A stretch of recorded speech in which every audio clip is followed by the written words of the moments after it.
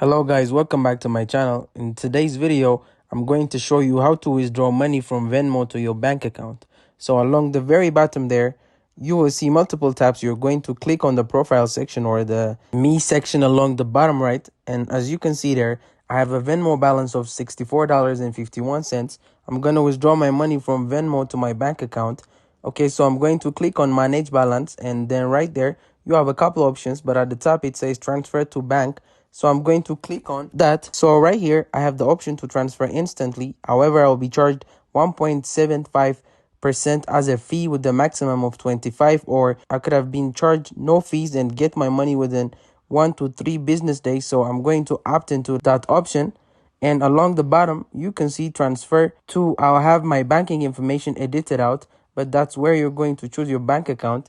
If you don't have a bank account linked to your Venmo account, that is where you enter it. But at the very bottom, you see transfer $64.51. So I'm going to click on that. Okay, the transfer has been initiated, and now you can see that I have a balance of $0 in my Venmo account. So if this video helped you out, be sure to hit that like button. Thank you guys for watching. Don't forget to like and subscribe this video.